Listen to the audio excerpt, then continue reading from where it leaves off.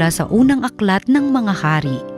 Noong mga araw na iyon natuyo ang batis, kaya sinabi ng Panginoon kay Elias, "Umalis ka rito, pumunta ka sa Sarepta, sa lupain ng Sidon. May inutusan akong isang balo na magpapakain sa iyo roon." Pumunta nga siya roon at nang papasok na siya ng pintuan ng lungsod, nakita niya ang balo na namumulot ng panggatong. Sinabi niya sa babae, "Maaari po bang makiinom?" Aalis na ang babae upang ikuha siya ng tubig nang pahabol niyang sabihin, "Kung maaari, bigyan mo na rin ako ng kaunting pagkain." Sumagot ang babae, "Alam po ng Panginoon na iyong Diyos na wala na kaming tinapay. Mayroon pa kaming kaunting harina at kapatak na langis. Namumulot nga ako ng maigagatong upang lutuin iyon at makakain man lamang kami ng anak ko bago kami mamatay." Sinabi sa kanya ni Elias, "Huwag kang mag-alala, humayo ka at gawin mo ang iyong sinabi, ngunit ipagluto mo muna ako ng isang munting tinapay at pagkatapos magluto ka ng para sa inyo. Sapagkat ganito ang sabi ng Panginoon Diyos ng Israel, hindi ninyo mauubos ang harina sa lalagyan at hindi rin matutuyo yaong langis sa tapayan hanggang hindi sumasapit ang talagang takdang araw na ang ulay marapating papatakin ng may kapal." Ginawa nga ng babae ang utos ni Elias at sila'y kumain. Si Elias at silang mag-ina at hindi nga naubos ang harina sa lalagyan at hindi natuyo ang langis sa sisidlan, tulad ng pangako ng Panginoon sa pamamagitan ni Elias. Ang salita ng Diyos.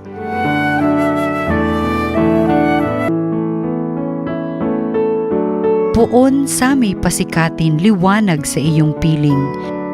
Sagutin mo ako sa aking pagtawag, Panginoong Diyos na aking kalasag.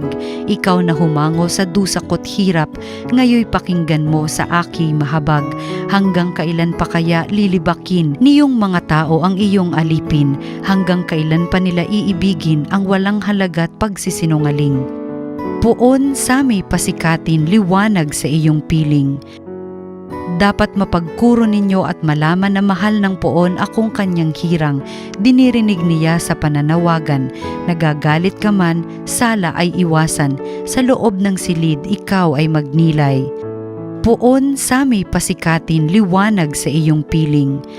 Poon, liwanag mo'y sa may pasikatin, O Diyos ang ligayang bigay mo sa akin, higit na di hamak sa galak na angkin, nilang may maraming imbak na pagkain, at iniingatang alak na inumin. Poon sa may pasikatin, liwanag sa iyong piling. Ang mabuting balita ng Panginoon ayon kay San Mateo.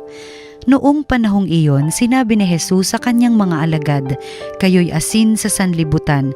Kung mawala ng alat ang asin, paano pang mapapanauli ang alat nito? Wala na itong kabuluhan, kaya't itinatapon na lamang at niyayapakan ng mga tao. Kayo'y ilaw sa sanlibutan. Hindi maitatago ang isang lungsod na nakatayo sa ibabaw ng burol. Walang nagsisindi ng ilaw at naglalagay nito sa ilalim ng takalan. Sa halip ay inilalagay ito sa talagang patungan upang matanglawan ang lahat ng nasa bahay. Gayon din naman, dapat ninyong paliwanagin ang inyong ilaw sa harapan ng mga tao upang makita nila ang inyong mabubuting gawa at luwalhatiin ang inyong amang nasa langit." Ang mabuting balita ng Panginoon. Pinupuri ka namin, Panginoong Hesukristo.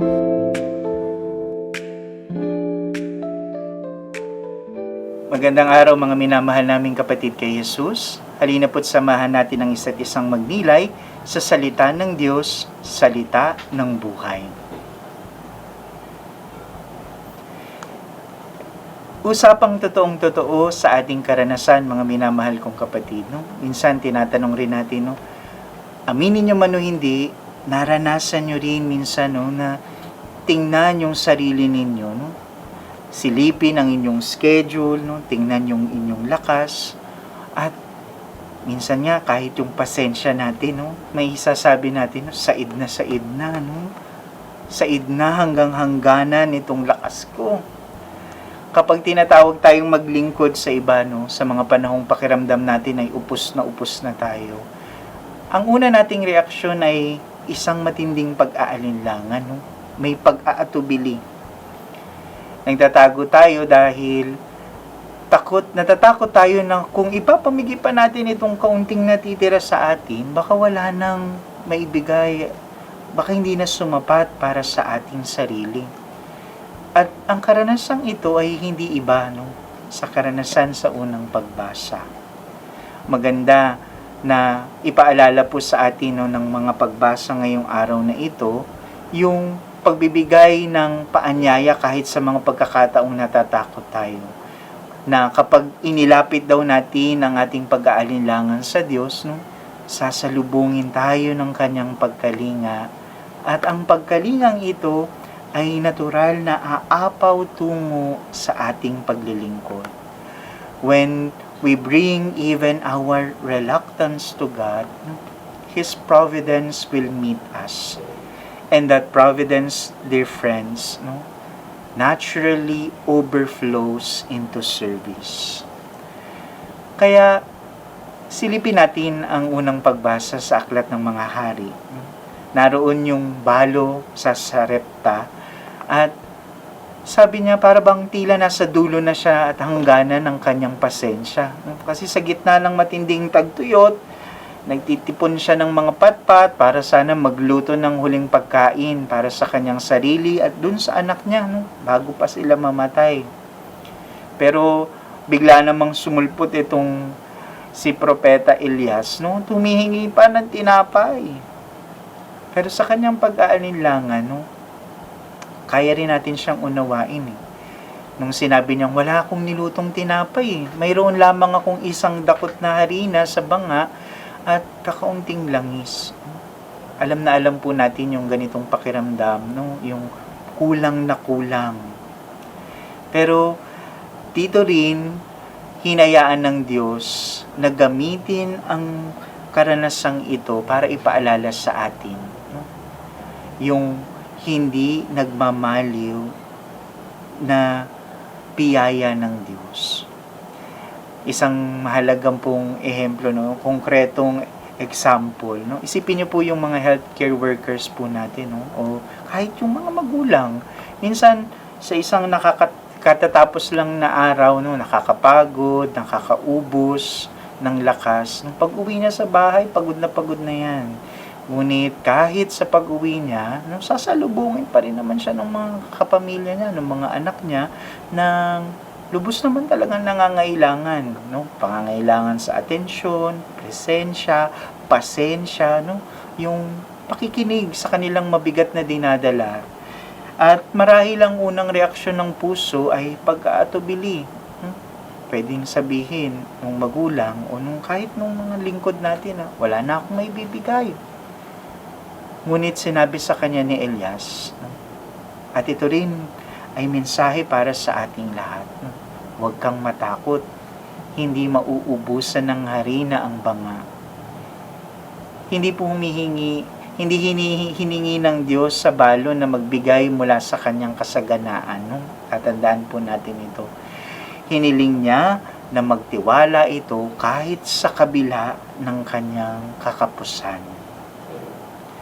Nang ibigay niya ang kanyang maliit at nag-aalinlangang oo, no, pinarami ng pagkalinga ng Diyos ang natitira sa kanya. Mga kapatid, hindi nag-aantay ang Diyos na maging perpekto o maging higit ang ating lakas bago siya gumawa ng himala. Hinihingi lang niya ang kaunting natitira sa atin upang kahit sa mga maliliit na ito ay kanyang pagyamanin at ipaalala siya pa rin naman ang gagawa ng paraan. Ito ang pagkalinga ng Diyos. Ito rin marahil sana ang maging lakas natin para tagpuin at salubungin ang mga pag-aagam-agam natin sa ating buhay. No? Kapag na-realize natin na ang Diyos ang bumubuhay sa atin, no, nagbabago rin mismo po ang pananaw natin. Mula sa pag-iisip kung paano lang makakaligtas, no, makaaalpas sa isang araw, patungo sa ganap na paglilingkod. Kaya nga po, sa Ebanghelyo, maganda na makita po natin, no, na sinabi ni Jesus, kayo ang asin ng lupa, kayo ang ilaw ng sanlibutan. Madalas kasi nating itinatago ang ating ilaw sa ilalim, no? Na sa ilalim ng takalan dahil sa parehong pag-aalinlangan. Natatakot tayo na kung magliliwanag tayo ng husto, baka tayo mapundi o maubusan. No? Ito din minsan yung mentalidad natin sa trabaho. No?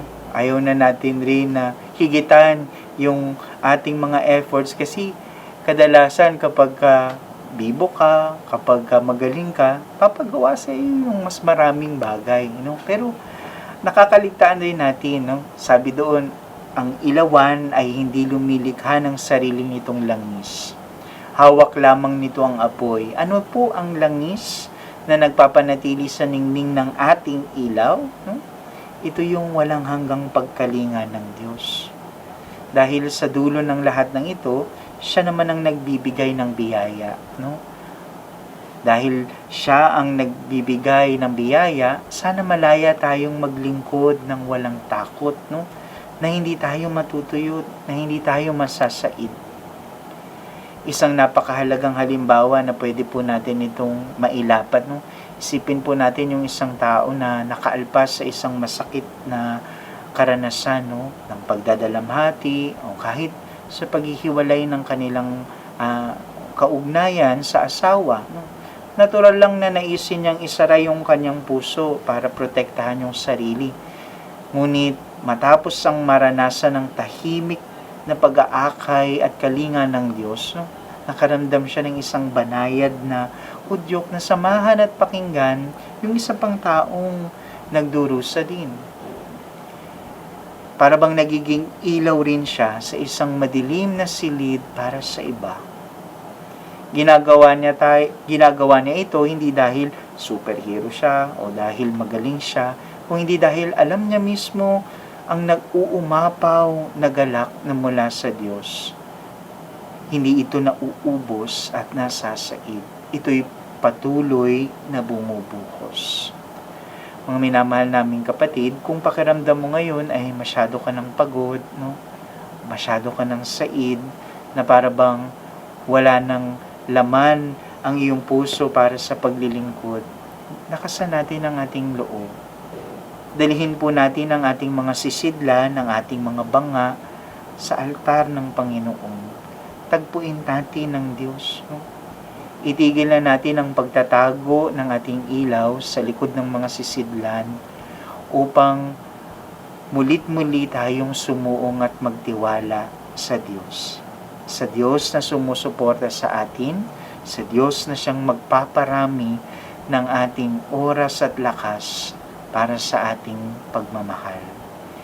Ibigay mo kay Lord kahit ang maliliit at nag-aalinlangan mong oo.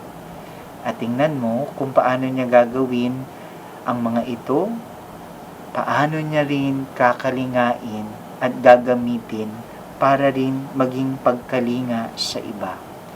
Hayaan natin na si Jesus at ang kanyang biyaya ang magparami at pumaram rin ng lahat ng ating pag-aalinlangan. Lagi po nating tatandaan, no gift is too small. Lahat tayo biniyayaan. At anumang pag-aalinlangan na isinuko sa Diyos, ito'y gagawa niya ng paraan para maging biyaya rin para sa iba. Amen.